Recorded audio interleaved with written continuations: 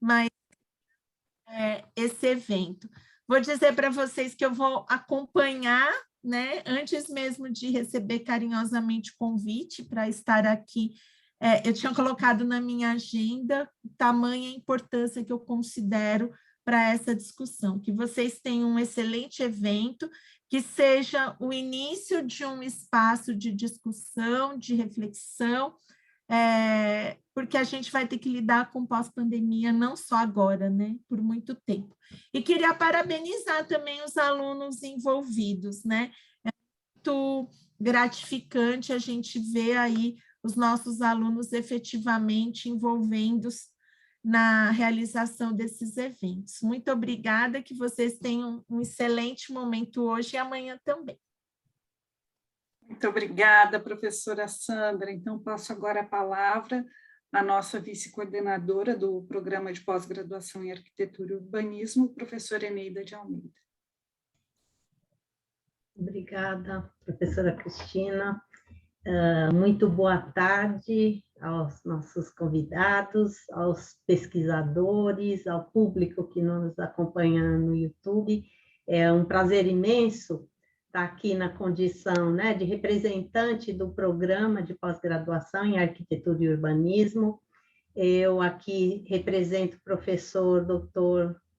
Fernando Vasques Ramos, impossibilitado de estar aqui e fazer as honras da casa, por ter um compromisso nesse horário, mas, de qualquer modo, assim, gostaria de parabenizá-las, as professoras Cristina de Campos, Letícia Moreira Siglo e Renata Ferraz de Toledo, junto com os alunos, porque os discentes, pesquisadores do programa que tiveram, né, um protagonismo na organização desse evento, e aproveitando para cumprimentar e agradecer a presença dos palestrantes, professora doutora Sâmia Sulaiman, professor doutor Carlos Roberto Monteiro de Andrade, muito obrigada pelo aceite, e Letícia vai mediar essa conversa. Então, assim, só queria dizer da relevância desse tema, né? Sandra Ortiz, nossa diretora e representante da instituição aqui, da pesquisa, da pós-graduação do Distrito, já falou, né, do quanto é relevante associar pesquisa, cidade e universidade, ciência, pesquisa e cidade, nessa condição da pós-pandemia, né? Se aventurar a refletir a respeito dessa possibilidade futura, das possibilidades futuras, né? Então, é com grande prazer que eu os cumprimento, parabenizo e desejo uma tarde muito produtiva de reflexões e discussões. Obrigada. Muito obrigada, professora Eneida. Eu queria, antes de passar a palavra para a professora Letícia, né, dizer que esse foi um evento pensado pelos discentes do curso de pós-graduação em arquitetura, foi organizada uma comissão para estar realizando esse evento. Então, esse evento aqui é possível também por conta dessa comissão organizadora, e eu queria estar aqui parabenizando os alunos Bruno Fontes Almeida, a Gisele Yamauchi e a Raíssa Peixoto Mendes pela ajuda aqui para a realização desse evento. Tá? Agradecer também ao apoio, né, da pós-graduação do Estrito Senso da São Judas e as minhas colegas aqui que, enfim, levaram à frente esse evento. Então, agora eu passo a palavra à professora Letícia, que vai conduzir os trabalhos daqui para frente. Obrigada a todos. Boa tarde a todos, todas, todes. Em nome da comissão organizadora do evento, eu gostaria de agradecer a presença de todos vocês, especialmente de nossos dois convidados palestrantes desta tarde, nessa primeira mesa do colóquio Cidade Pós-Pandemia e o Papel da Universidade. Agradeço a disponibilidade para o diálogo e pelas contribuições que certamente trarão para as nossas reflexões sobre os desafios, mas também as oportunidades colocadas pela pandemia para repensarmos e reconstruirmos as nossas cidades, e também sobre o papel que a universidade pode e deve desempenhar nesse processo.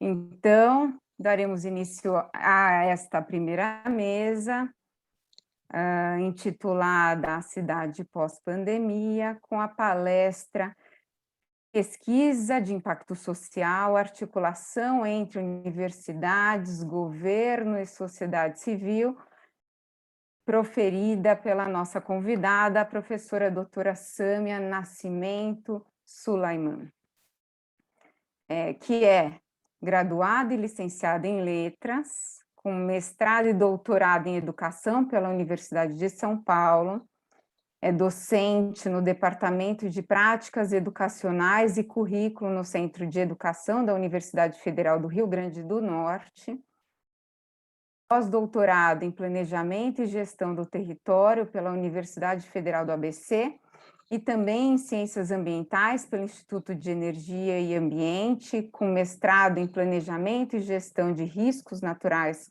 pela Universidade de Alicante, na Espanha.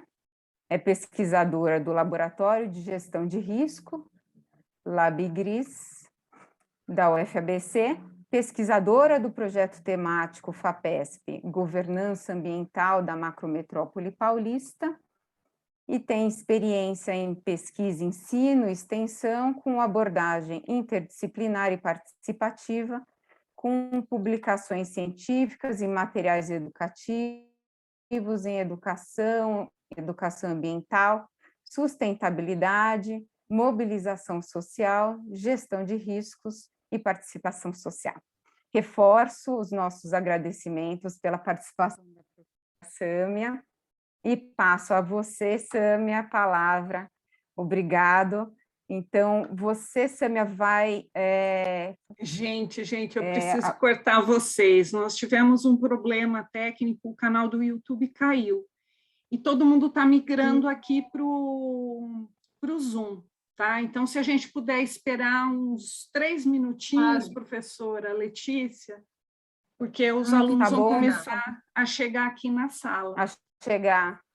Tá? Então, tivemos esse... Tá intermitente o YouTube, né? Então, eles vão começar... Poxa, minha mãe estava tão feliz de me ver na TV, no YouTube. Oh, que pena! Pode pôr depois, Sâmia. Eu estou gravando, aí a gente coloca. Ela estava, nossa, é ao vivo, eu vou te ver lá falando no quarto.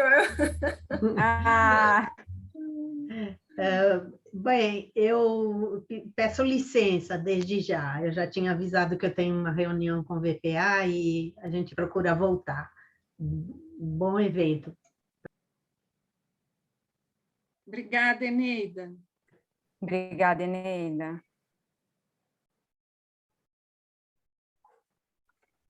Ô, Sâmia, sua mãe estava feliz porque você pelo seu currículo, é de São Paulo, é isso? E agora está no Rio Grande do Norte, em Natal? Quer dizer, eu estou institucionalmente lá, mas eu ainda estou em São Paulo. Por conta sim, né? Ainda online, né? Então, eu ainda permaneço em São Paulo. Atividades remotas, entendi. A transferência, provavelmente ano que vem a gente volte às atividades presencial e aí sim, aí eu vou ter que mudar mesmo.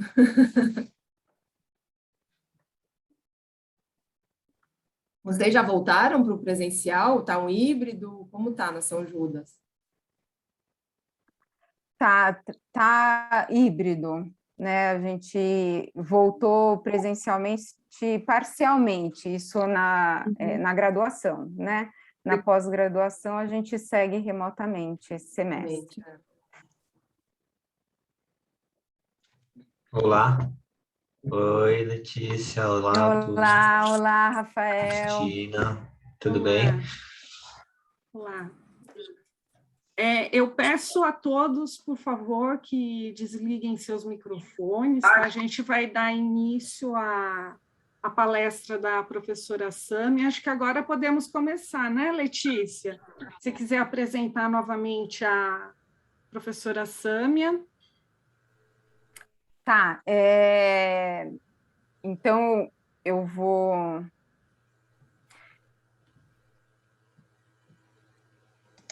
apresentar novamente a Sâmia e também vou uma breve apresentação dela e daí eu passo a palavra para você. Então, retomando, daremos início à mesa, a cidade pós-pandemia, com a palestra intitulada Pesquisa de Impacto Social, Articulação entre Universidades, Governo e Sociedade Civil, proferida pela nossa convidada, a professora doutora Sâmia Nascimento Sulaiman, que é graduada e licenciada em Letras, com mestrado e doutorado em Educação pela Universidade de São Paulo, é docente no Departamento de Práticas Educacionais e Currículo no Centro de Educação da Universidade Federal do Rio Grande do Norte, com pós-doutorado em Planejamento e Gestão do Território pela Universidade Federal do ABC, e também Ciências Ambientais pelo Instituto de Energia e Ambiente da USP, com mestrado em Planejamento e Gestão de Riscos Naturais pela Universidade de Alicante, na Espanha, pesquisadora do Laboratório de Gestão de Risco, LabGRIS, da UFABC, e também do projeto temático FAPESP Governança Ambiental da Macrometrópole Paulista, e com experiência em pesquisa, ensino e extensão, com abordagem interdisciplinar e participativa, e publicações científicas e materiais educativos em educação, educação ambiental, sustentabilidade, mobilização social, gestão de riscos e participação social. Reforço os nossos agradecimentos pela participação da professora Sâmia e passo a você, Sâmia, a palavra. Obrigada. Obrigada, Letícia. Nossa, ouvi todo esse currículo que você apresentou 2 vezes. Emocionante, assim, me passa um filme de todas as experiências e as novas que a gente ainda tem para viver, né? Eu acho que o tema desse seminário é muito significativo para a gente repensar, né, o que deu certo, o que não deu certo e como a gente vai, de fato, seguir de uma forma mais segura, né? Por isso que eu fico muito feliz do convite, o desafio de falar para um público também de pesquisadores, né? Então, acho que é interessante esse espaço, não só da minha fala, mas também o que vocês tiverem de contribuições, de questões, né? Para justamente a gente favorecer esse espaço colaborativo, né? Acho que não é só o papel da universidade, mas é o papel das universidades. Eu fico muito contente sempre que a Renata me chama para as atividades, né, para que a gente faça essas integrações. Às vezes a gente tem a oportunidade, como está no meu currículo,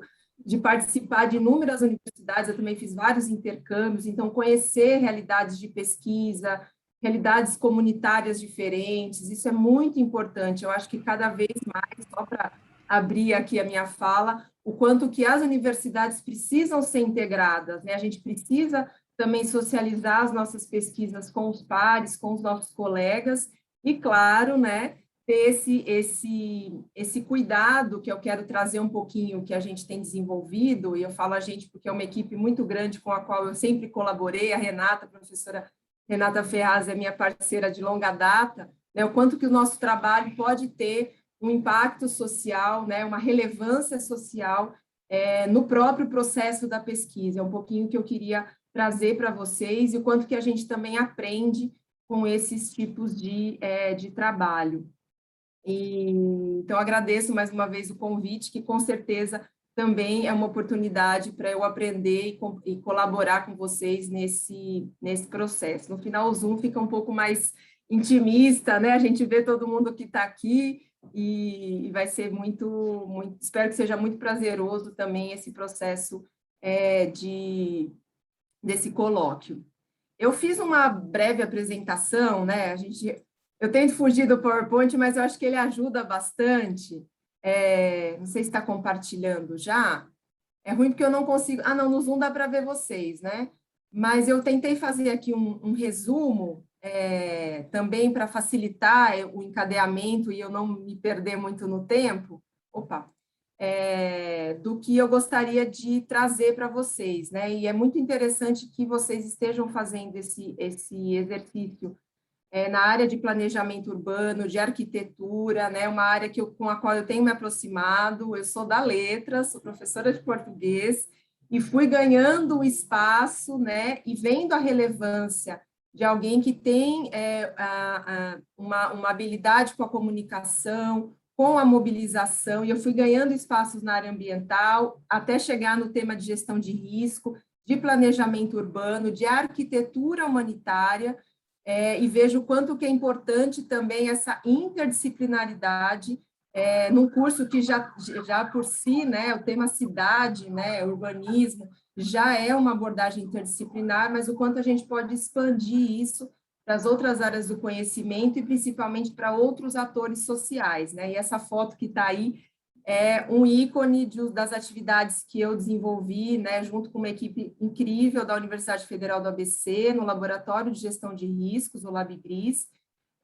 e isso tem cada vez reforçado não só a necessidade de a gente coletar dados, né, de forma participativa, né, e que a gente também contribua com conhecimento social. Essa foi uma visita técnica que o laboratório fez numa área que estava sobre ação judicial para remoção por conta de risco de deslizamento, né, que é uma grande problemática das cidades urbanas, tanto deslizamento como inundação, e o laboratório aqui em São Paulo, foi fazer uma vistoria e avaliou, né, que o mapeamento não fazia jus ao desenvolvimento do próprio local, né, no fundo dá para ver aí algumas casas já com segundo andar, de alvenaria, com uma boa infraestrutura, mas com adequações, acho que de 100 casas, acho que 2 ou 3 que realmente precisaram ser removidas, porque não havia condição de reestruturá-la, né, de fazer uma reurbanização que desse conta, né, do risco que a casa corria, mas adequações urbanísticas seriam suficientes, até dos próprios moradores, para esse processo para permanência. Então, o quanto que o impacto social ele pode, inclusive, garantir o direito à moradia, né, o direito a uma moradia digna, com segurança, com qualidade urbanística. Eu queria reforçar o quanto que o trabalho de vocês, a pesquisa de vocês é muito importante, ela em si pode já ter um impacto social quando a gente considera isso. E agora, né, não acho que é uma pós-pandemia ainda, né, estamos em pandemia, a questão dos riscos, né, que a pandemia exacerbou, e aí eu trago essa imagem e que gostaria de compartilhar com vocês e saber o que vocês identificam, né, como riscos nessa imagem. Acho que a professora Renata vai colocar um link para vocês, para a gente fazer um diagnóstico participativo, porque não é só falar, mas a gente tem que fazer, e eu queria exercitar isso com vocês, né? Que vocês respondessem a essa pergunta, né? Quais são os riscos que vocês identificam nesse local? Porque eu vou falar aqui enquanto vocês vão escrevendo, né? Podem escrever até 3 tipos de riscos, tá? Que vocês identificam. Não tem certo nem errado, é o que vocês percebem, né? O que vocês identificam nessa imagem. E a ideia é a gente realmente abrir o olhar sobre as condições de habitabilidade, né? As condições de moradia que não só em pequenos municípios ou nas periferias, né, essa foto é do centro de São Paulo, que as nossas cidades oferecem de desafio, mas também de oportunidade para pesquisa, para estudo, né, para o entendimento do uso e ocupação do solo, entendimento do planejamento urbano, entendimento da dinâmica demográfica, urbanística que as nossas cidades trazem. Então, eu queria fazer uma primeira dinâmica para saber um pouquinho o que vocês identificam de riscos nesse local. Deixa eu dar uma olhada se já tem algumas respostas aqui. Ah, já está aparecendo. Vou dar mais um minutinho. Apesar de que vou mudar para a apresentação. Esse link, ele é mutável, né? Conforme vocês vão escrevendo, vão chegando aqui as respostas. Eu acho que é interessante, porque dependendo do grupo, o diagnóstico é dependendo das pessoas que participam, da familiaridade com o tema, a percepção sobre o tema, né, sobre a situação, as respostas também podem ser diferentes. Isso também é um dado significativo quando a gente pensa em pesquisa, né, de relevância social. Precisa entender também o que é a demanda social e como que os nossos trabalhos podem colaborar. Então, eu vou falar um pouquinho aí já, vocês estão vendo as respostas, né, a insalubridade, a degradação ambiental, a contaminação, né, problema de esgoto, né, a leptospirose, as doenças, né, que estão aí relacionadas, né, se eu posso até voltar na apresentação, né, essa aqui é a imagem, né, que eu estou utilizando aqui como mote para a gente avaliar essas questões dos riscos, que é o foco que eu tenho trabalhado, deslizamento, a própria inundação, né, porque ela é uma ocupação na beira, pode ser uma beira de córrego ali, né, a questão de saúde, a tristeza, muito importante, o quanto que a perspectiva da saúde mental também é um elemento para ser considerado, e se a gente colocar nesse balaio todo o contexto da pandemia, como que as pessoas que estavam nesse local, que ainda estão nesse local, passaram pela pandemia, né? Então, a gente não pode pensar no pós-pandemia sem olhar para os problemas que a gente vem carregando, né? Os problemas urbanos, os problemas sanitários, né? Que foram intensificados por conta dessa pandemia, que ainda está em andamento, e como que a gente pode pensar o tema dos riscos de uma forma mais integrada, né, mais interdisciplinar, envolvendo aí as questões, inclusive, né, econômicas, né, que desenvolveram e permitiram que esses locais se constituíssem e permanecessem, né, a questão de política habitacional. Então, são vários elementos que estão relacionados, risco de incêndio, né, enchente, vocês colocaram várias coisas, e essa perspectiva social, ambiental, política, econômica, que, de certa maneira, é preciso pensar, voltando ao nosso tema, né, na cidade pós-pandemia e nas pesquisas que se desenvolvam daqui para frente, principalmente no tema de urbanismo. Eu fiz aqui um resuminho, né, desses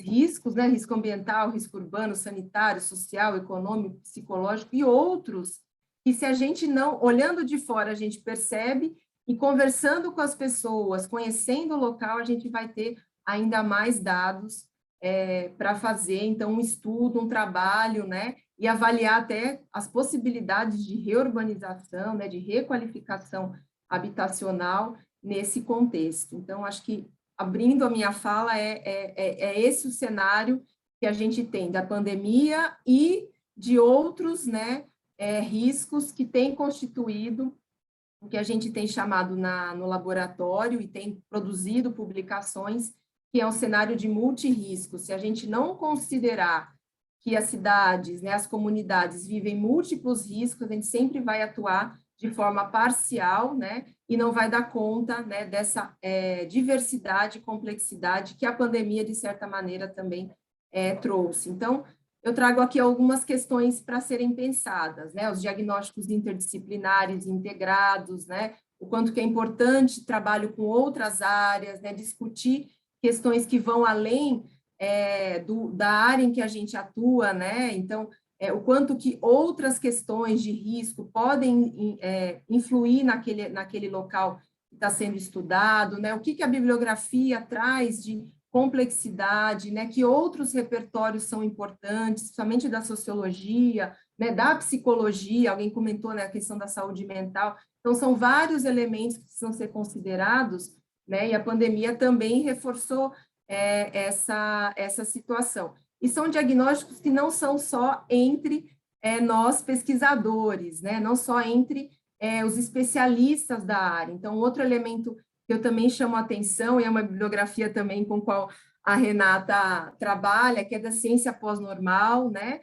São dois autores, o Funtovitz e o Havertz. Eu não trouxe aqui muitas bibliografias, mas tem muita coisa na internet, inclusive publicações minhas em relação a isso, o quanto que a ciência precisa, né, nessa ideia de pós-normal, sair das mesmas estratégias de diagnóstico e de solução, trazendo uma comunidade ampliada de pares, ou seja, pensar que os especialistas são as pessoas também que moram nas áreas de risco, são os professores, são os agentes públicos, não só trabalhar dentro da academia e da universidade, trazer esses atores para pensar os problemas e também pensar em intervenções e em soluções. Então, a gestão desse conhecimento, né, a valorização e reconhecimento é muito importante. Tem autores que discutem justamente a produção de conhecimento científico a partir dessa abertura que eles chamam de pares, né? Não é só ir até a comunidade fazer um questionário e levantar dados,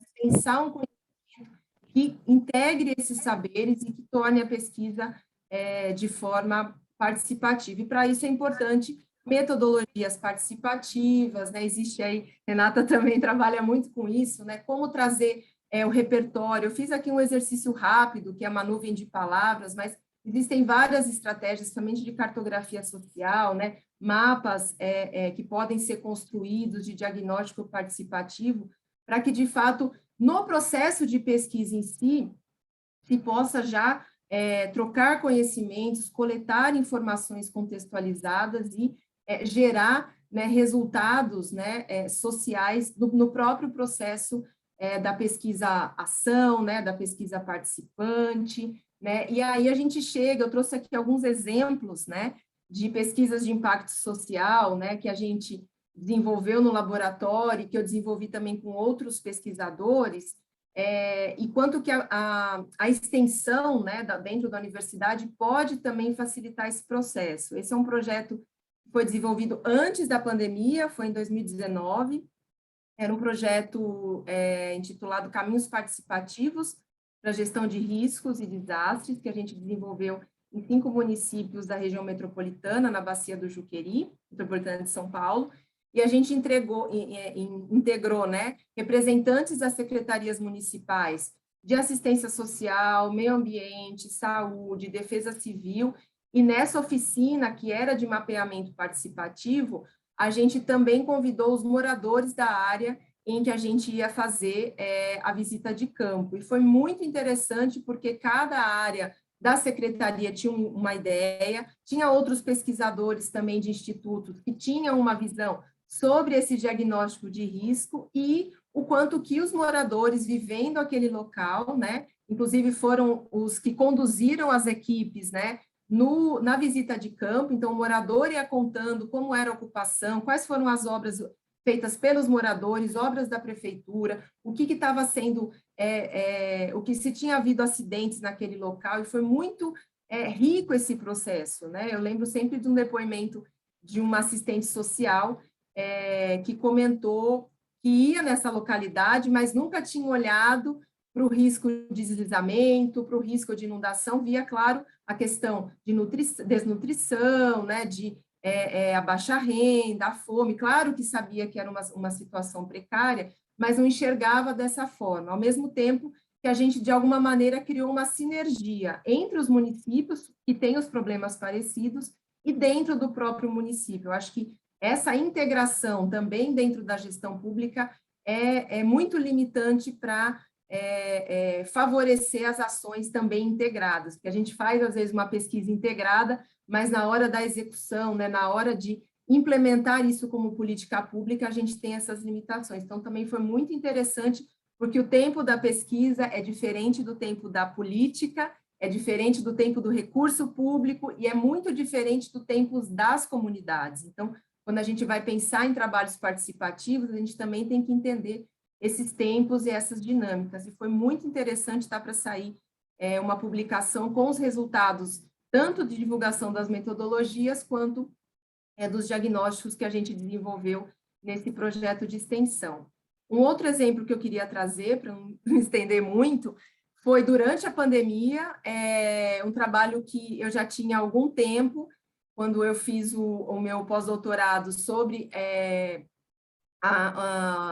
culturas de resiliência nas cidades brasileiras, eu entrei em contato com uma cooperativa na Chapada Diamantina, na Bahia, que trabalhava com agroecologia e desenvolvia estratégias de adaptação aos impactos da seca com as técnicas de agroecologia, e eles nos convidaram para fazer uma atividade, uma oficina participativa de diagnóstico, e foi muito interessante, porque a gente conversou, né? Aqui tem uma foto com os agentes comunitários rurais, que eram responsáveis, né, dentro da assistência técnica, de falar com as comunidades sobre a problemática, né, apoiar a assistência técnica. Então, a gente fez um diagnóstico com eles, como eles identificavam os impactos da seca, tanto na área da saúde, da renda, claro, da produtividade, mas também das relações sociais, questão de migração, né, tristeza, depressão,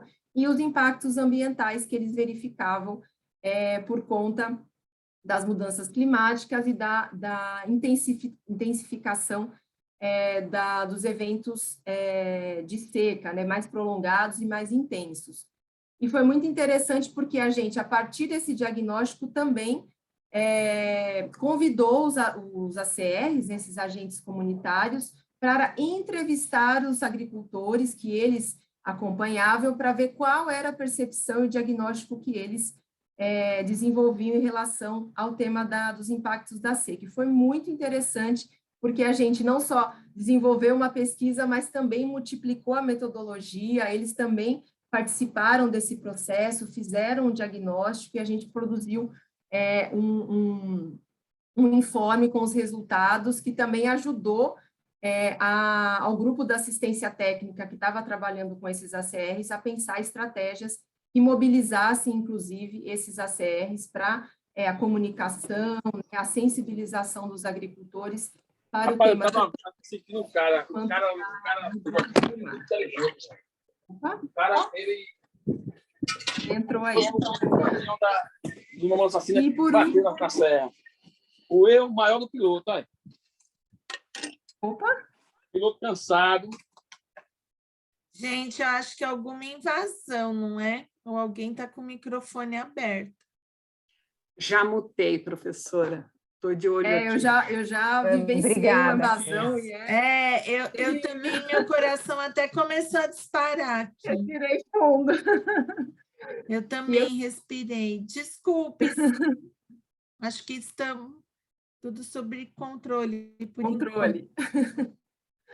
Tá, e por último, o último trabalho que eu desenvolvi, eu acho que tem um papel significativo também em pensar a produção técnica científica de pesquisa que tenha visibilidade social, e foi um projeto desenvolvido com a Secretaria Nacional de Defesa Civil e com recursos do Programa Nacional, Programa das Nações Unidas para o Desenvolvimento, o PNUD, e o Laboratório de Gestão de Risco da UFABC e a Universidade Metodista de São Paulo, coordenados por uma organização da sociedade civil, que é o CIADES, e foi muito interessante esse projeto de pesquisa, com esse financiamento, para produzir conteúdos técnicos atualizados sobre o tema de gestão de riscos e desastres. Já faço aqui a propaganda. A gente lançou há um mês atrás esse material.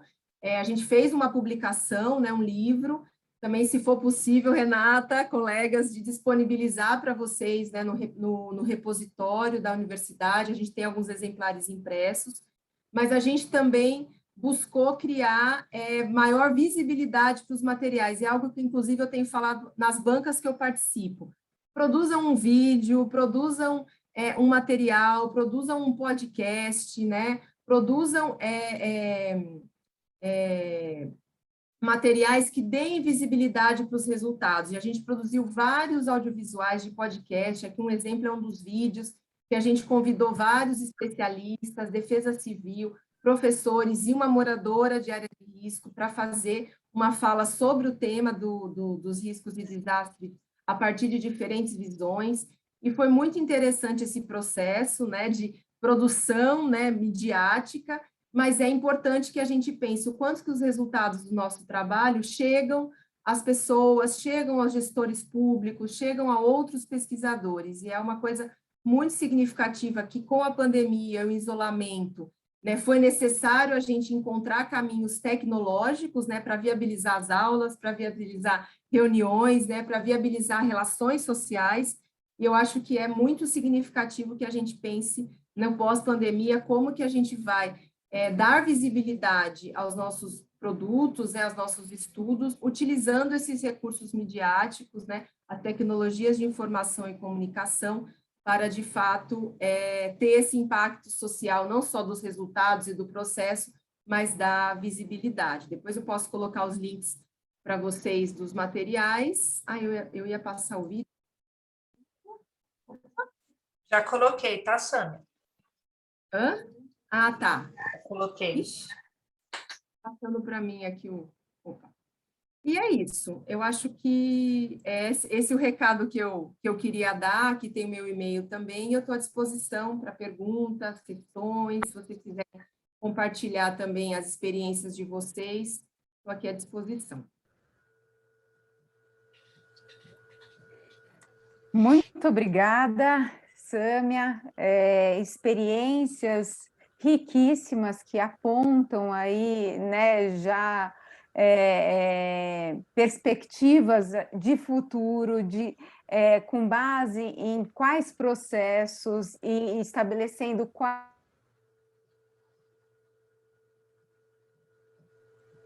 E professora travou.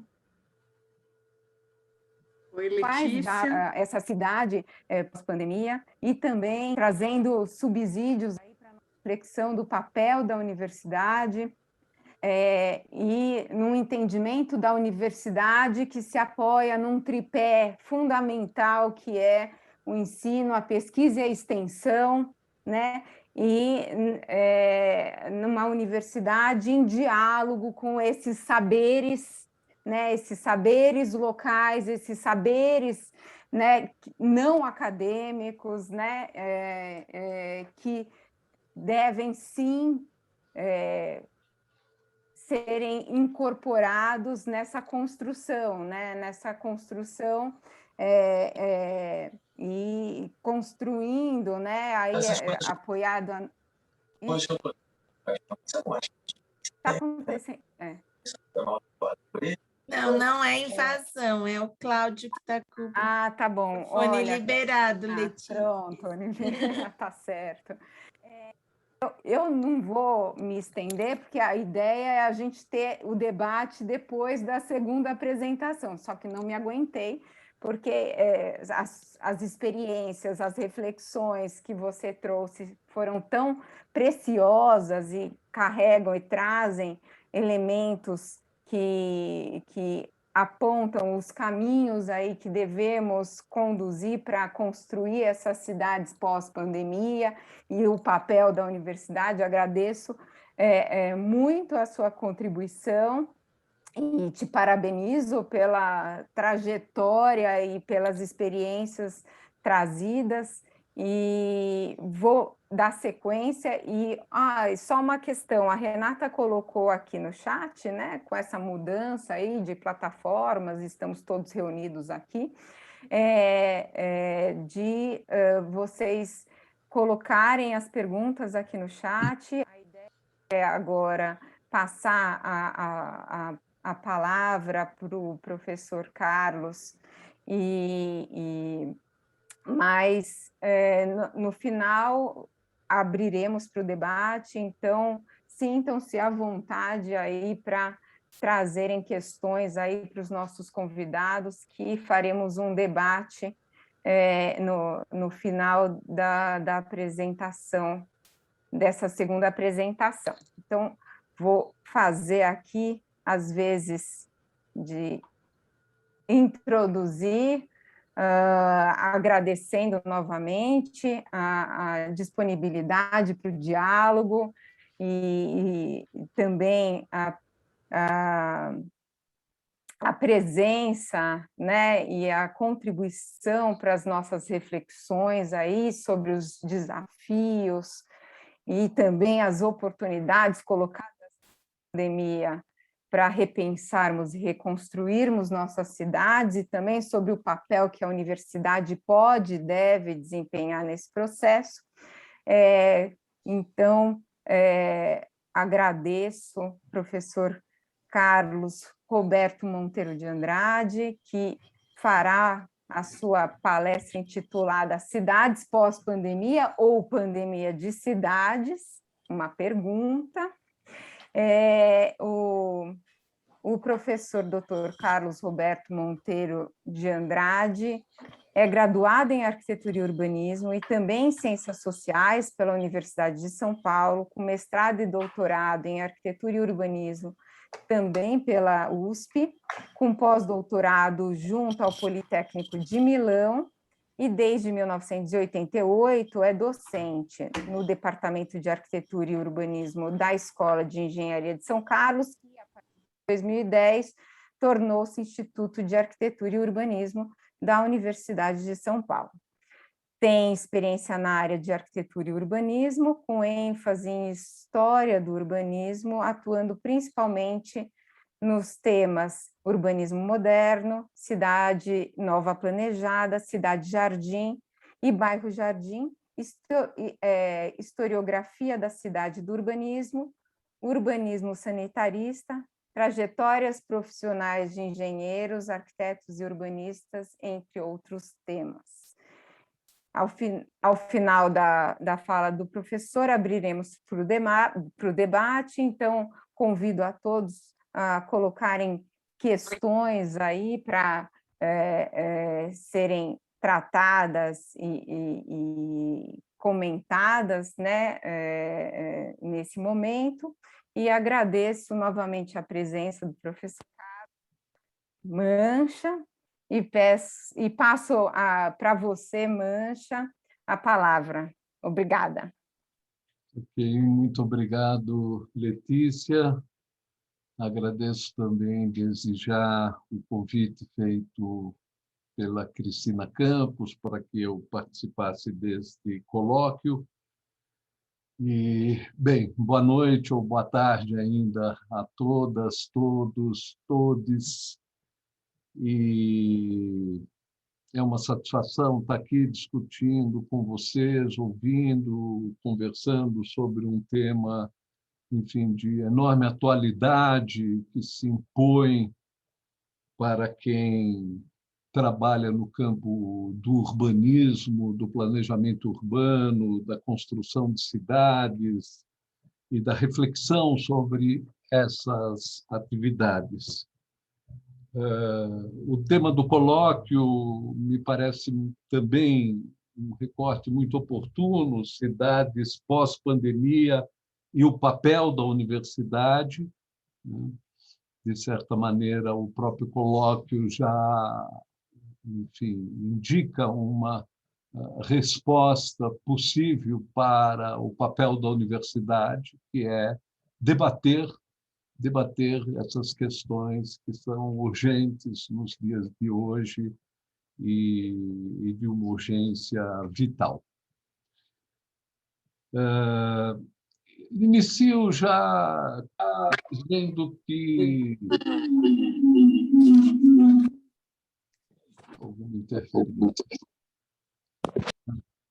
Alô? Tudo bem? Inicio dizendo que não pretendo estar apontando qualquer caminho ou caminhos, possibilidades relativas à cidade pós-pandemia. É claro que é possível pensarmos, levantarmos hipóteses, possibilidades do que virá a ser essa cidade, mas me parece que a própria condição que vivemos hoje, de uma emergência total frente à maior crise sanitária que a humanidade passou, a maior crise humanitária mesmo, em âmbito planetário, né? Talvez apenas equivalente às grandes guerras do século XX, né? Essa situação, essa condição que se impõe, nos obriga a tomarmos uma postura, do ponto de vista da reflexão sobre esses temas, radical. Radical no sentido substantivo desse termo, de ir às raízes do fenômeno que queremos entender, em relação ao qual queremos formular propostas, sugerir possibilidades de atuação, e que é uma preocupação legítima, obviamente, mas eu diria que o meu caminho nessa breve fala é muito mais problematizar esse tema, referindo a sua história, as suas peculiaridades contemporâneas, né, e aos seus limites e possibilidades nele contido.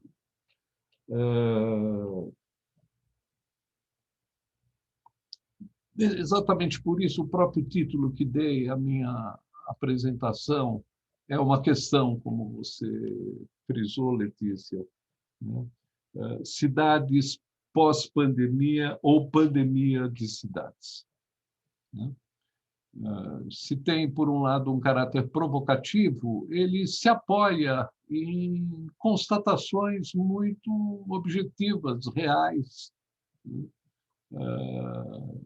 Que dizem respeito ao modo como as ações humanas, e aí as ações humanas dentro de um certo modo de produção, que é o modo de produção capitalista no seu estágio mais avançado, globalizado, financiarizado, estabelece com o planeta, com, enfim, o que chamamos de natureza, e conosco mesmo, conosco, homens, membros de uma sociedade, né? E exatamente por isso eu começaria formulando algumas questões, indagações, sem também pretender dar uma resposta conclusiva a elas, mas espero instigando uma reflexão a respeito delas. Primeira questão que eu formularia diz respeito ao próprio termo cidade pós-pandemia. É possível? Será possível falarmos de uma pós-pandemia? Será que, ao levantarmos esse termo pós-pandemia, não queremos tão somente nos, enfim, aquietarmos, de certa maneira, ficarmos mais tranquilos, imaginando que passaremos por isso? Expressão similar aparece de maneira recorrente na mídia, por exemplo. A volta ao normal. Voltaremos ao normal. Para alguns mais entusiasmados e extremamente otimistas, já estamos voltando ao normal, né? E por isso podemos até prescindir de algumas medidas excepcionais, como esse tal de distanciamento social, o uso de máscaras, enfim, no rosto, etc. Mas eu me pergunto se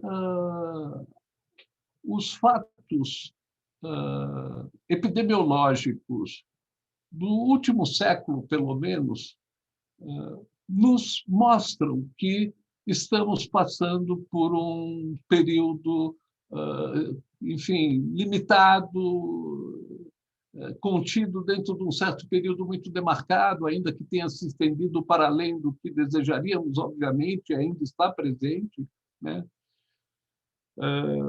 Mas parto da constatação que, na verdade, nós vivemos há mais de um século sob epidemias.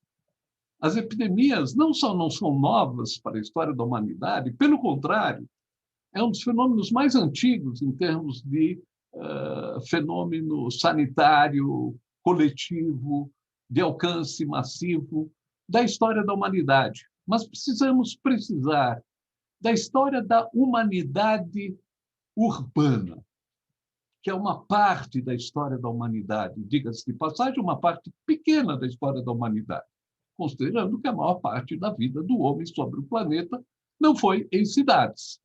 Não? Então, nós temos uma já constatação muito clara de que as epidemias nasceram com as cidades. Poderíamos ser mais incisivos ainda e dizer que a cidade produz epidemia.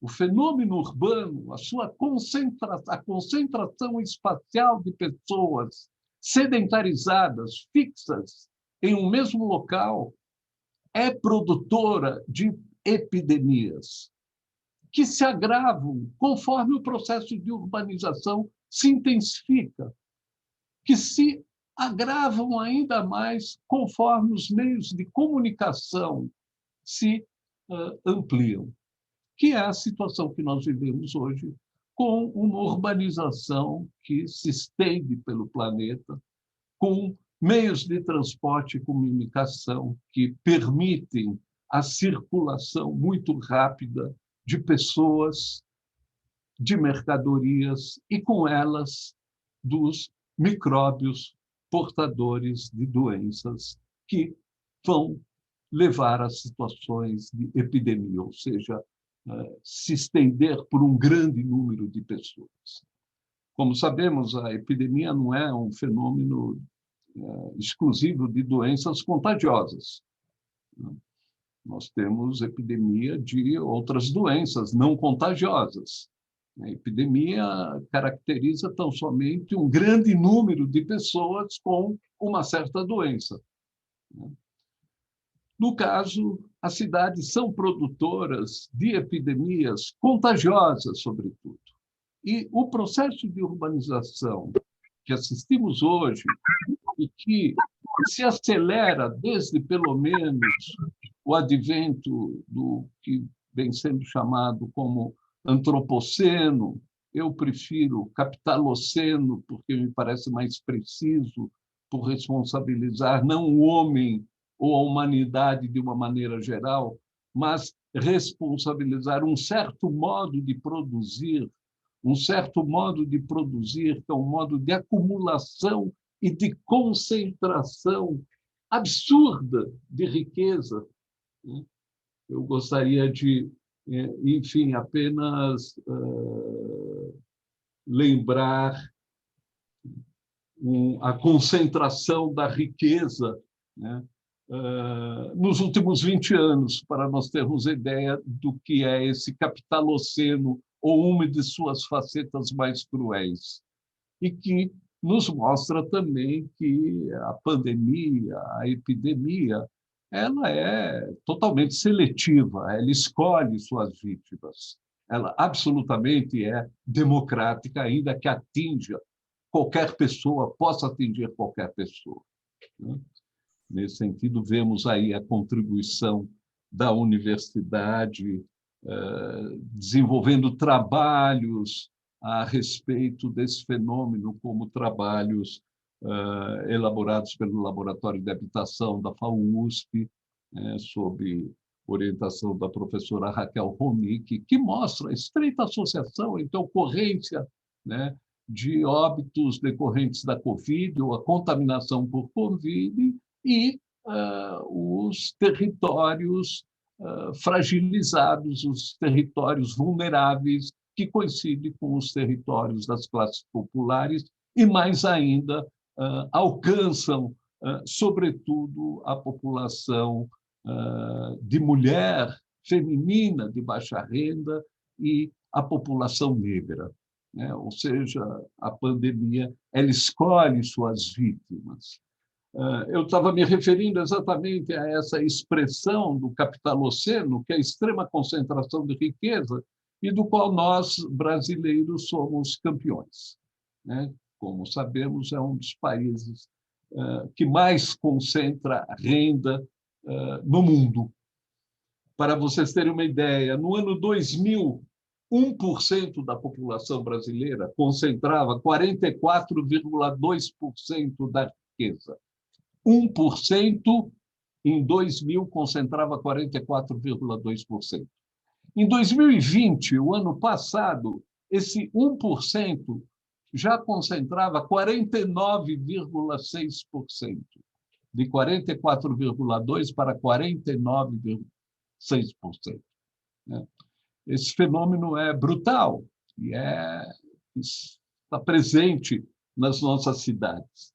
O mesmo nós vamos ver em outros países com extrema concentração de renda, como é o Chile, como é o México, como é a Rússia, como é a Índia, como é os Estados Unidos também. Esse capitaloceno produziu epidemias ao longo do século XX.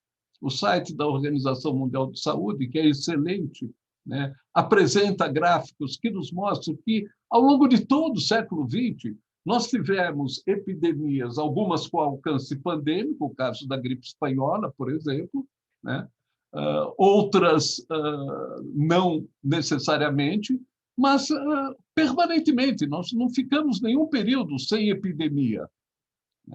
E elas só se acentuaram, sobretudo as epidemias zoonóticas, porque elas são decorrentes de um processo que corre paralelo ao processo de urbanização extensivo do planeta, que é o desmatamento, a redução da biodiversidade e das coberturas florestais. Fenômeno esse do qual o Brasil também talvez seja, junto com a Indonésia e outros países, um dos piores exemplos, acentuado nos últimos anos com políticas governamentais que caminham no sentido de acentuar ainda esse processo. Portanto, quando falamos em desmatamento, estamos falando de um modelo econômico associado ao agronegócio, à grande exploração mineral, à produção de commodities, e todo um processo de urbanização que acompanha essas atividades profundamente globalizadas que implicam diretamente no processo de redução das matas nativas, de deflorestamento. E é exatamente o processo de desmatamento, talvez um dos principais responsáveis pela ocorrência de zoonoses, por conta de destruir as cadeias alimentares em áreas de cobertura florestal e levar algumas espécies a migrarem para as áreas urbanas ou periurbanas próximas a áreas florestadas, promovendo a ocorrência de doenças contagiosas nessas áreas e que, por serem áreas urbanizadas, vão acentuar esse contágio. Não à toa é em Manaus que nós vamos encontrar uma das piores situações de ocorrência da Covid-19 aqui em nosso país. Não apenas pela proximidade da floresta, mas também pelas condições de saneamento, condições sanitárias das suas grandes cidades, das suas principais agenciamentos urbanos, como Manaus, como Belém, que vão, enfim, facilitar, de certa maneira, a proliferação da epidemia. Eu havia até preparado um PowerPoint pegando um pouco a história das epidemias e como elas têm sido trabalhadas, sobretudo no âmbito do campo da arquitetura e do urbanismo, fazendo referência desde a figura de Hipócrates no seu tratado do ar, da água, dos lugares, e que em outros tratados hipocráticos aborda epidemia, passando necessariamente por Vitrúvio e o seu tratado de arquitetura, os 10 livros de arquitetura, que também aborda o tema e chama atenção para a necessária preocupação ao escolher a localização de uma cidade, ao traçar o plano de uma cidade, a importância das questões sanitárias ligadas à insolação, ventilação, sobretudo, né? Topografia do sítio, proximidade de determinados elementos hidrográficos, sobretudo aqueles que mantêm a água estagnada, tendo em vista que a água parada, um dos fatores ambientais responsável pela proliferação de vetores que transmitem epidemia, como é o caso da dengue, né? Que o contágio não é respiratório, né? E, no entanto, nós vivemos com essa epidemia já há algumas décadas em nosso país, né? E menos do que usar máscara, é tão somente cuidar para a água não ficar parada. No entanto, convivemos com ela por conta de condições sanitárias péssimas, né? Nas áreas de urbanização das nossas grandes cidades e mesmo médias cidades, né? Esse tema é um tema que tem preocupado diversos pensadores. Eu quero aqui fazer referência a um trabalho que me parece bastante importante como reflexão, escrito pelo Thierry Pacaud. Thierry Pacaud tem trabalhado muito sobre história do urbanismo, principalmente, mas história também da cultura do profissional, do arquiteto, do urbanista. E ele escreve um livro chamado Cidades e Territórios em Tempos de Covid-19, logo no mês de abril do ano passado, portanto, no início da ocorrência da pandemia, do registro da pandemia, em que ele chama atenção para 3 aspectos que me parece a pandemia de Covid trouxe e que temos que considerar. Primeiro, a enorme fragilidade de nossas sociedades, né? De certa maneira, essa constatação me parece fundamental também, né? Todo um aparato tecnológico, né, que se tem como super avançado, enfim, com todas as suas tecnologias de alta velocidade, né, podendo ser mobilizadas, como foram mobilizadas em resposta à pandemia, inclusive, permitindo que o distanciamento físico não se efetivasse em todos os âmbitos, mas permitisse a aproximação via comunicação. Esse é um fato novo na pandemia da Covid-19, é um fato totalmente novo, se comparado a outras situações pandêmicas, né?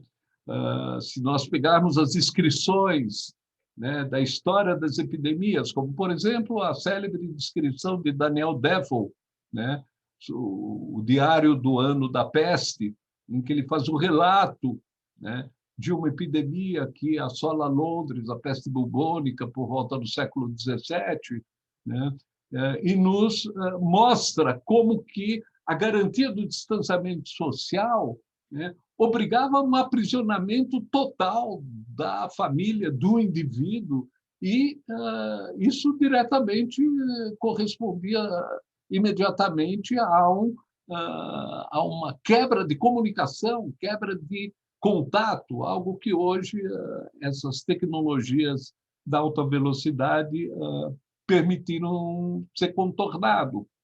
Mas, apesar de todos esses avanços, ele não deixou de evitar, ele não conseguiu evitar, melhor dizendo, um número fenomenal de mortes, né? Ainda que muitas dessas mortes, como sabemos, têm a ver com gestões totalmente irresponsáveis e mesmo homicidas no enfrentamento da epidemia, do qual o Brasil também é um exemplo dos mais trágicos, ao lado dos Estados Unidos, ao lado da Índia, ao lado da Rússia também, né, onde temos ainda hoje números de mortos expressivos, né?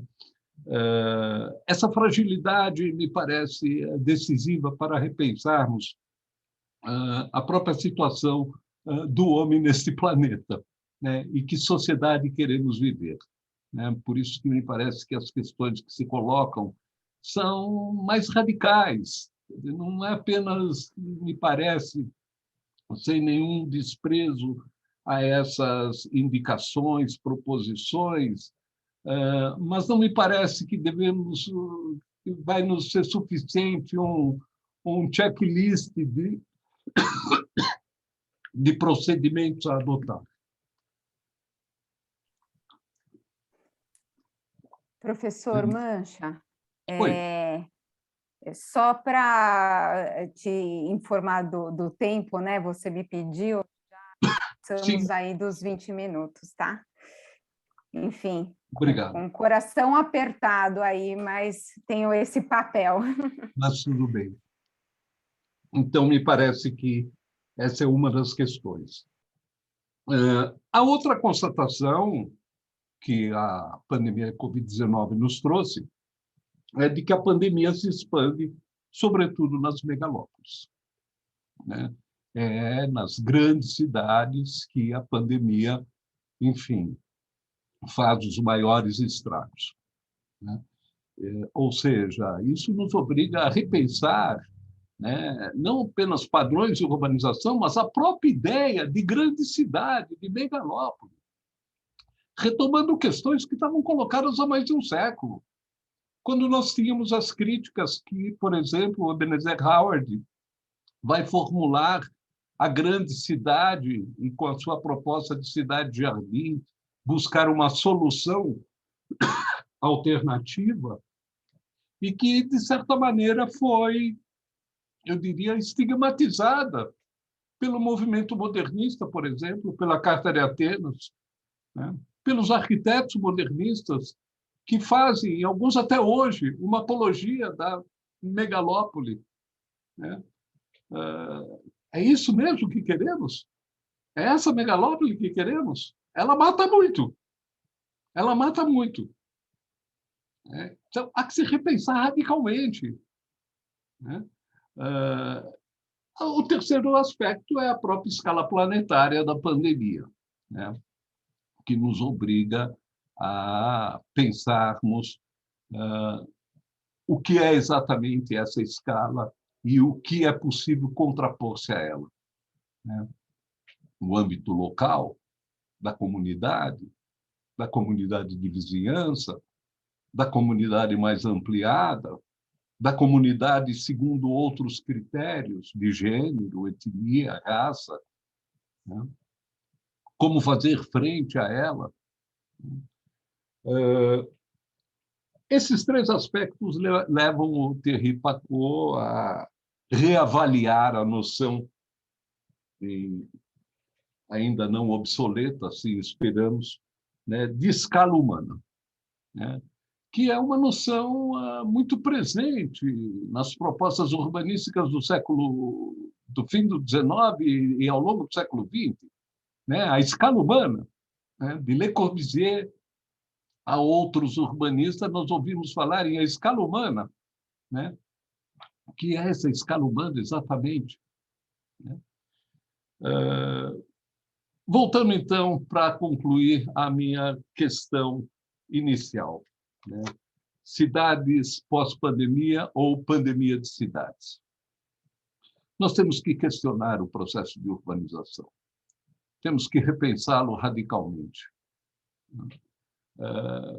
Claro que vai ser fundamental a concorrência de grupos, pessoas, movimentos, entidades, instituições, as mais diversas nesse esforço, né? Mas os horizontes que se apresentam hoje, temo dizer, não me parecem os mais otimistas.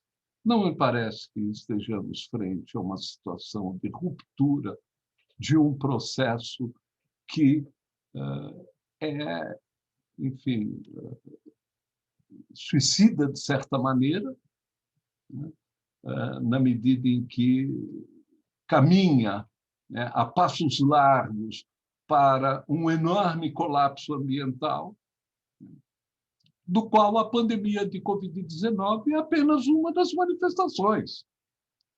Nós encontramos outras manifestações similares, os grandes desastres ambientais, por exemplo, como o Brumadinho, né, como agora, que fez aniversário há uma semana atrás, né, o caso de Mariana, né, em que vários povoados são arrasados, né.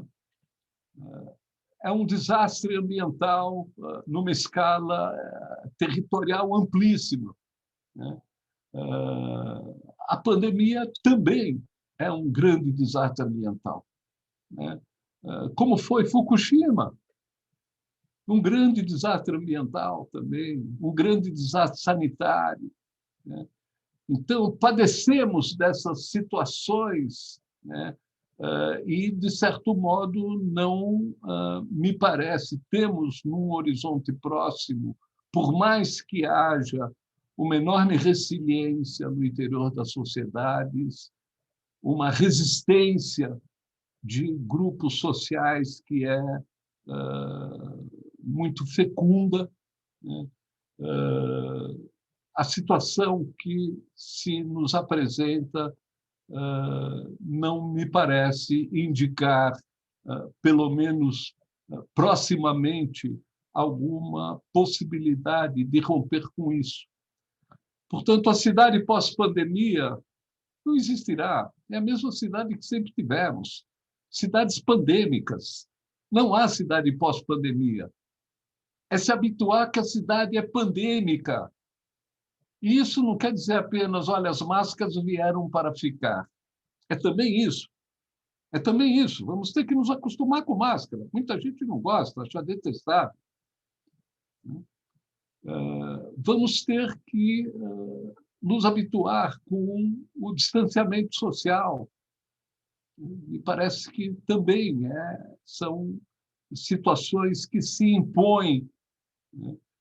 Claro que isso pode ter variações, né, como nós vemos agora, uma redução do impacto, né, da pandemia aqui no Brasil por conta da vacinação, tal, mas ela nos garante, infelizmente, como vimos em outros países, que nós não tenhamos uma outra leva, uma outra, enfim, onda, né?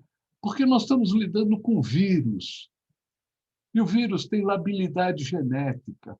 Ele se adapta ao meio muito, mas muito, muito mais velozmente do que nossas tecnologias de alta velocidade. Os algoritmos dos vírus são muito mais poderosos que os nossos algoritmos. Eles se adaptam muito facilmente às condições do meio em que ele encontra. E as próprias vacinas. Por isso, primeira dose, segunda dose, de reforço. Já estou me preparando para a quarta, tomei a minha de reforço. É se acostumar, como nos acostumamos com outras vacinas, diga-se de passagem.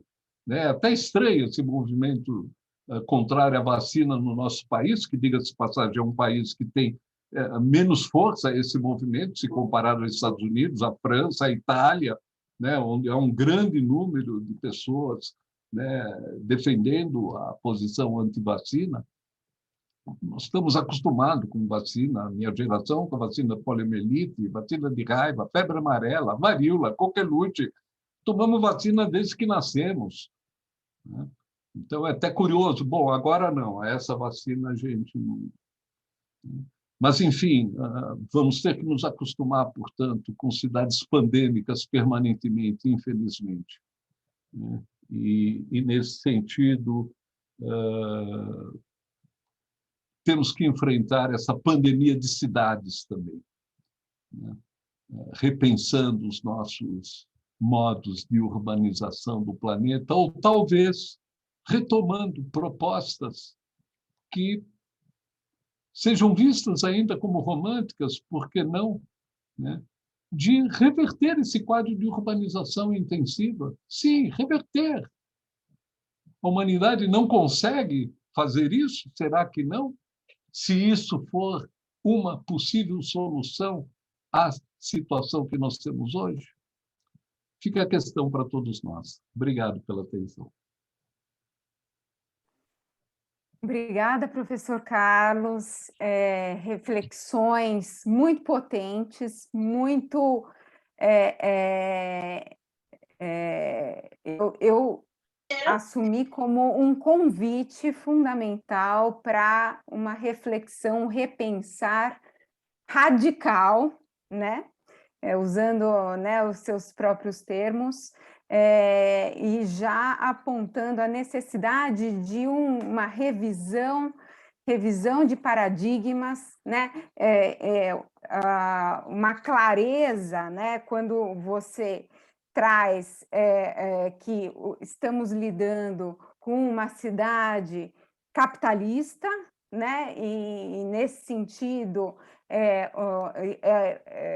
uma cidade organizada por um modelo econômico que é produtor de desigualdades, né?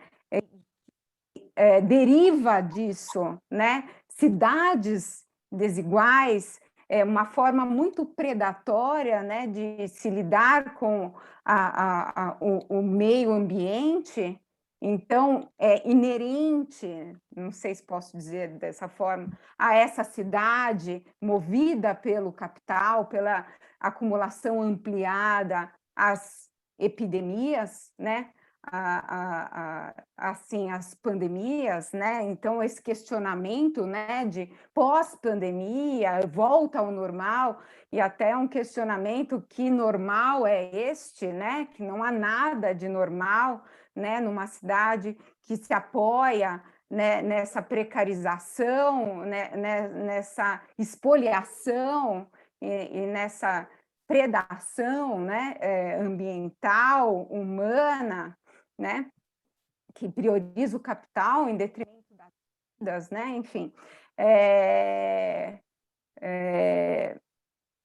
Mas eu até já me adianto aqui, temos muitas questões já colocadas aí pelas nossas participantes aqui, nossos companheiros de mesa, então também não vou me estender muito,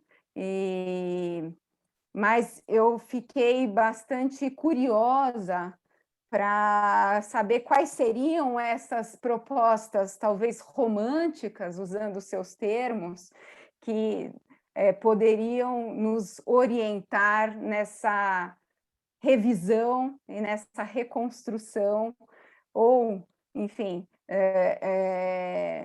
nesse mundo possível, né?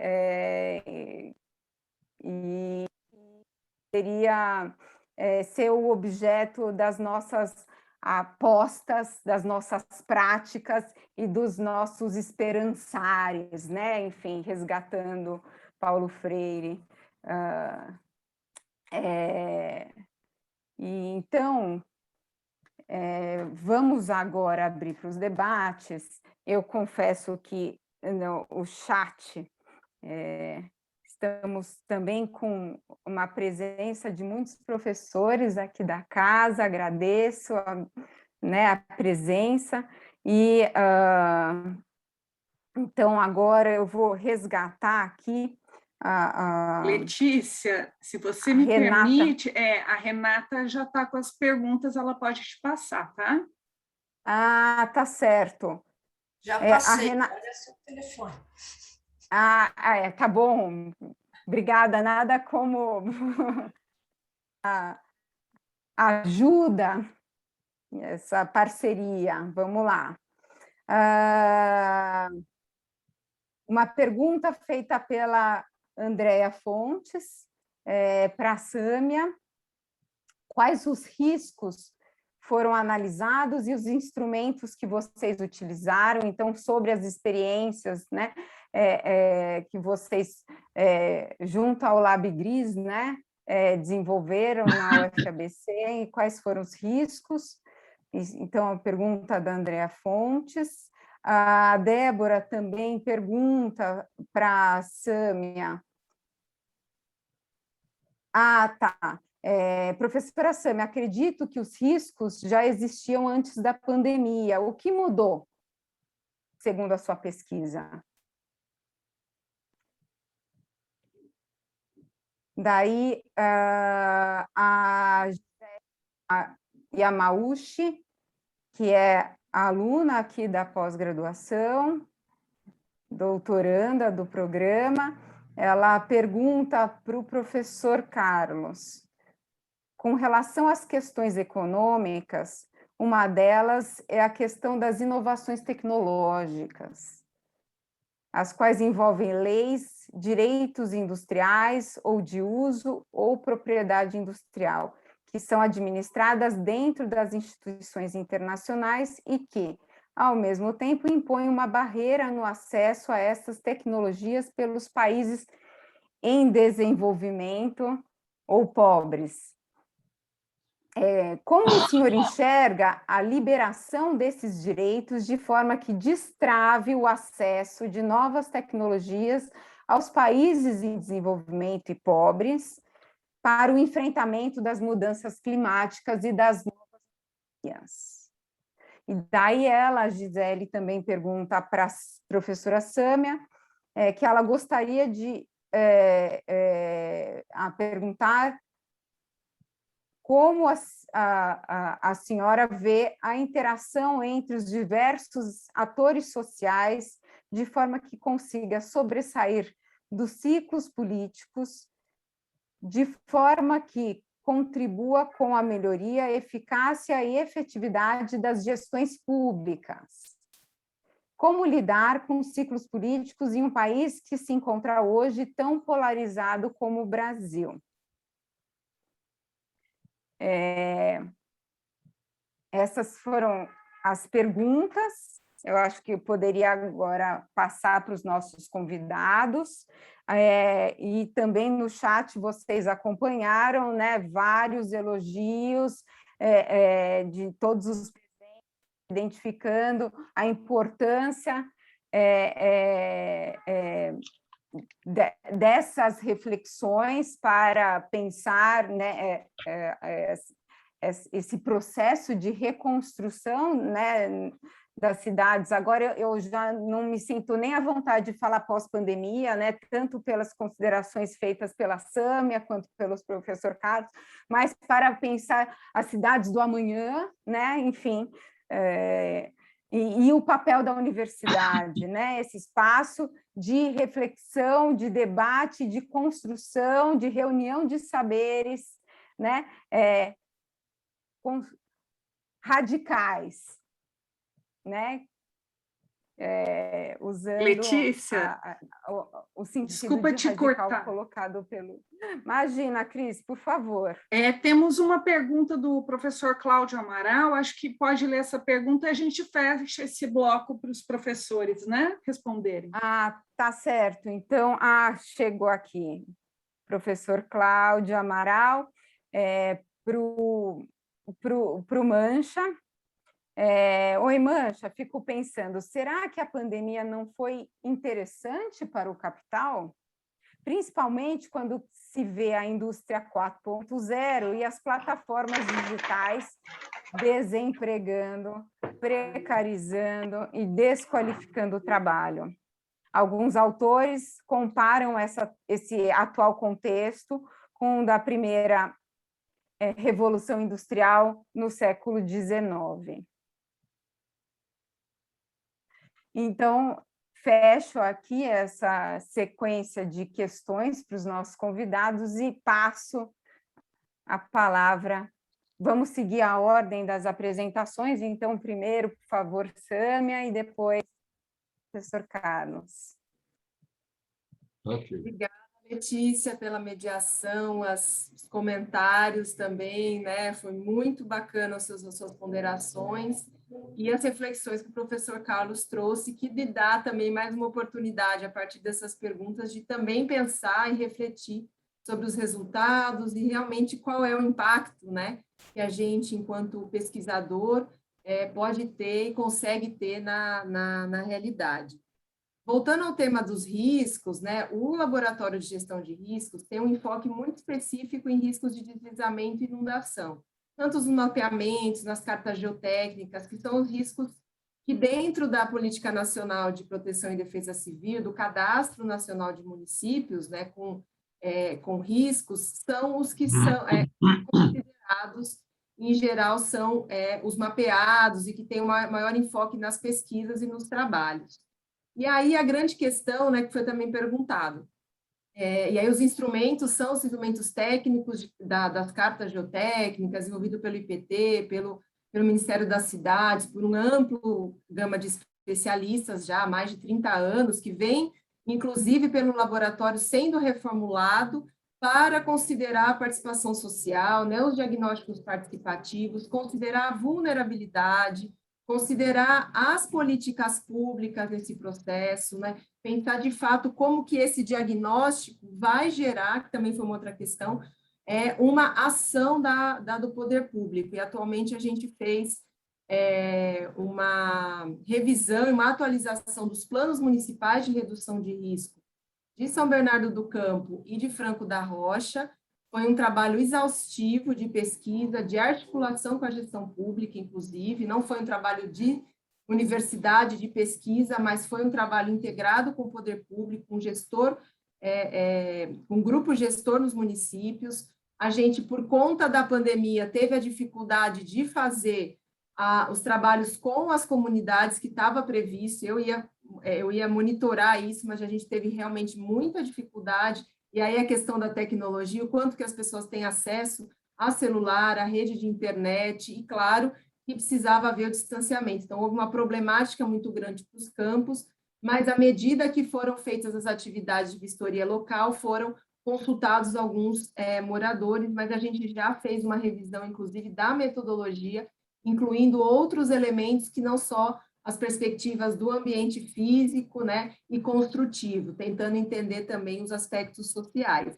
E aí, né, o quanto que, de fato, esse material está sendo absorvido, né, e vai modificar as políticas públicas, vai modificar o ciclo político, vai modificar a gestão pública, que é fragmentada, cada secretaria cuida do seu problema, e os riscos não são um problema só de obras, só de habitação, é um problema da cidade, né? Então, a gente tem essa fragmentação, e uma das cidades nem quer fazer audiência pública, que é um dos itens do projeto, né, do processo, inclusive da pesquisa, que é a audiência pública para socializar. Pensando ainda que a audiência pública é virtual, em um dos municípios foi virtual, e a gente não tem uma participação intensa, né, da população, e um dos municípios está se negando a fazer, né? Então, a gente vê o quanto que, às vezes, o nosso trabalho, por mais que ele tenha um enriquecimento da pesquisa interdisciplinar, do seu papel social, muitas vezes pode realmente esbarrar na gestão pública, nos interesses econômicos, que esses resultados também vão gerar de opinião pública, do Ministério Público, inclusive, quando se divulgam aí quais são as áreas de risco do município, que, portanto, vão demandar uma intervenção da população. E a pandemia, de fato, só intensificou os riscos existentes. Então, quando a gente olha para as pesquisas e para os trabalhos que a gente fez, a gente observa que não dá para realmente olhar um problema isolado, né? Os riscos não mudaram com a pandemia ou não diminuíram, eles só ampliaram, e a necessidade de a gente enxergar essa crise sanitária como uma crise social, mais do que tudo, né? Ela tem um problema sanitário, mas acho que o professor Carlos exacerbou isso de uma maneira brilhante, o quanto que nós construímos cidades, estamos reconstruindo cidades de forma excludente, e os riscos vão se materializar, né? Claro que agora de uma forma muito mais extensiva e intensiva, mas que vai problematizar justamente as desigualdades, né? As diferenças, as exclusões. E só pegando um gancho também do que o professor trouxe, que eu fiquei pensando, né? E a pergunta que a Letícia também colocou, como fazer diferente, né? Como pensar em possibilidades, eu acho que passa pela gente também olhar, e aí da universidade se ampliar, né? E olhar para outros saberes, como nós temos construído os nossos conhecimentos, né? O quanto que o distanciamento da universidade com a sociedade, né? O uso das nossas bibliografias também estão assentadas em lógicas econômicas, em lógicas políticas, em ideologias, né? O quanto que na bibliografia que eu tenho trabalhado e a gente vem discutindo, que é a inquestionabilidade do risco, como se ele tivesse posto, a pandemia está aí. Não.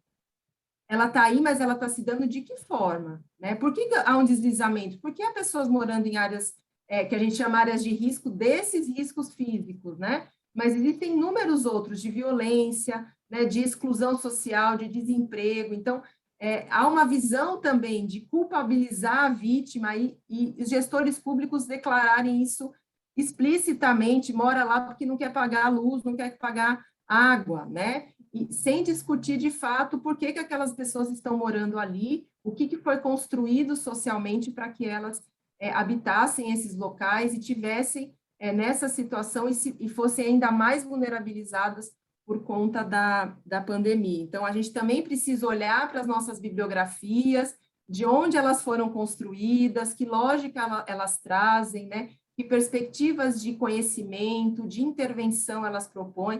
O professor trouxe a Ronique, que é uma das autoras que discute justamente essa perspectiva social, né?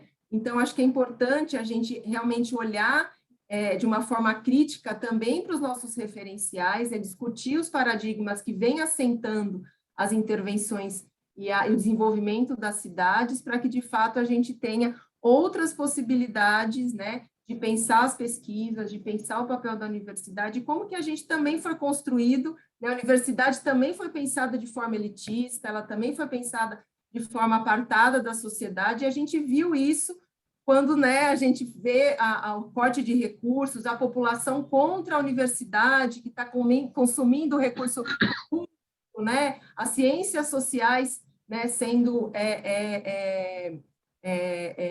depreciada como não como Sâmia, perdão te cortar, é que a sala vai fechar às 18h45, então pedi para você então tá, eu vou parar abreviar a fala e passar para o Mancha. Tá? E vai cair, gente, perdão, viu? Tá, vou parar por aqui, acho que o professor Cris, será que não dá para estender esse prazo, não, né? Então, é que eu sou muito ruim em Zoom, eu estou tentando aqui, mas eu não consigo. Alguém sabe? Alguém tem aí uma dica, sugestão? Vamos passar para o Mancha, eu vou tentando aqui, tá? Tá bom, tá então... Bom, tudo bem. Então, um pouco às pressas. Aí eu começaria com a questão que o Cláudio formula, Cláudio Amaral, como vai, tudo bem? E se a pandemia não foi boa para o capital, né? Me parece que sim, sem dúvida alguma, né? Pelos motivos que você levanta, enfim, se concentrou muita renda com a pandemia, né? E o capital vive com essa concentração. Então, foi boa. É claro que é difícil fazer uma avaliação precisa ainda. Eu acho que exigiria um trabalho mais cuidadoso do ponto de vista da economia política, né? Em relação à questão da Gisele, sobre as inovações tecnológicas, do seu acesso restrito, claro que, me parece, inovações tecnológicas deveriam ser, enfim, socializadas, mas elas nunca o são. Elas têm um custo, elas são mercadorias, e, enquanto tais, elas vão ser acessíveis para quem pode pagar por elas, né? Como toda mercadoria. A inovação tecnológica é apenas mais uma, em outra forma, né? A pergunta que Ana Paula fez, tudo bem, Ana? Se a conciliação possível de cidade e saúde. Esse é um tema que eu trabalhei muito. Meu mestrado foi sobre Saturnino de Brito. A ideia de cidade salubre no fim do 19, início do 20, era muito forte. Marcou toda uma orientação no urbanismo sanitarista. E, ao longo da história das cidades, ela sempre conviveu com essa questão da saúde, né? Daí Hipócrates já discutia essa relação, Vitrúvio a retomar, e os outros tratados também, inclusive Alberti, né? E nas propostas urbanísticas desde o 19, como a proposta de Cidade Jardim, por exemplo, né? Mas, e aí indicando uma possível resposta à pergunta que Letícia fez, que gostaria de ouvir quais seriam as alternativas românticas. Eu acho que nós temos que retomar, enfim, uma série de referências. Eu recomendaria a leitura de Henri David Thoreau, o Audentou, A Vida nos Bosques, né? Mas teríamos que ver mais a sério as propostas dos urbanistas soviéticos nos anos 20, né, sem desprezo, né? As propostas da cidade nômade de Constant Nievenhuis, né, um importante membro do movimento internacional situacionista. E me parece que temos que ter a maior atenção com o pensamento selvagem, as sociedades selvagens. O pensamento selvagem no sentido do pensamento não do selvagem, mas o pensamento em estado selvagem, né? E ouvirmos as filosofias indígenas, né? A filosofia feita por filósofos africanos, né? Enfim, rompermos essa nossa bolha colonizada, ocidentalizada, né? E explorarmos outras possibilidades que talvez beirem a utopia. Por que não? Talvez, se a desenharmos, possamos, de alguma maneira, chegar perto dela. Eu não sei se respondi, mas, de qualquer maneira, fiquei dentro do... Agora já 6h46, mas, pelo jeito, não caímos. Não caímos, Mancha, não caímos. Continuamos não aqui, caímos. Letícia. Então, passo a vocês. Sâmia, se quiser concluir, perdão, viu, de ter te cortado, porque eu pensei que o Zoom é malandrão, ele acaba interrompendo. Não, Letícia. porque, de fato, eu tinha pulado a pergunta da Ana, mas o professor Carlos resgatou, eu vi pelo então... chat. Ai, ótimo, muito mais eficiente que eu, perdida aqui nas questões, mas eu acho que, então, a gente encerra e a sugestão de um próximo colóquio, já com um novo título, né? É uma sugestão que a Cristina trouxe. Então, o próximo colóquio intitularemos de Cidades Pandêmicas, né? Então, agradeço enormemente a presença, as reflexões e as contribuições de todos aqui presentes, especialmente dos nossos dois convidados.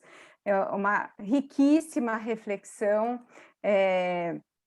para o repensar aí né, as nossas cidades pandêmicas, né?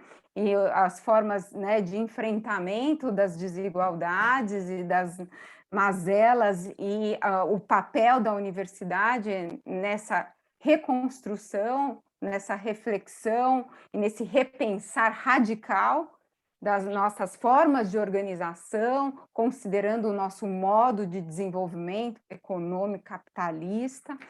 E daí eu finalizo agradecendo a presença. Desculpa, Diga, a professora Andréa Fontes pediu ao professor Carlos a indicação de novo da referência do livro, acho que de Territórios, é isso, professora Andréa? Você comentou. É o texto do Thierry Pacaud? Pacaud. Sim, eu ponho aqui no chat já. Obrigada, professor. Obrigada, Sâmia. Ele encontra-se disponível na internet.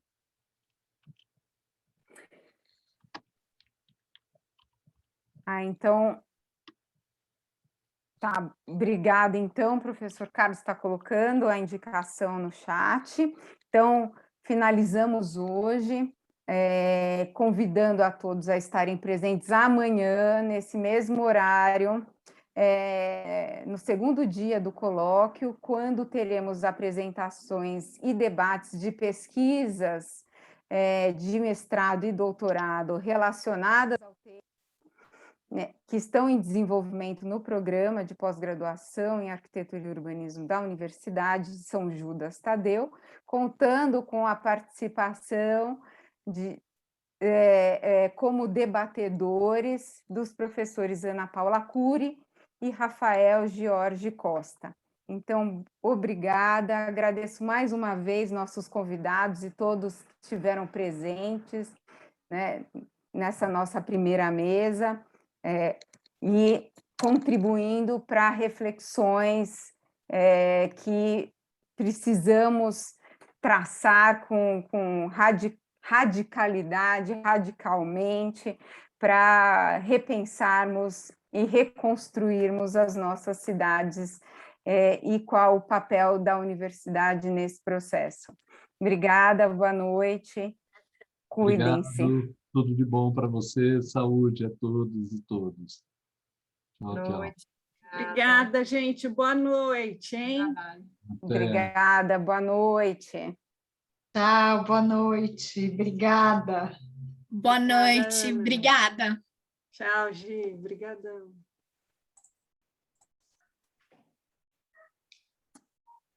Oral.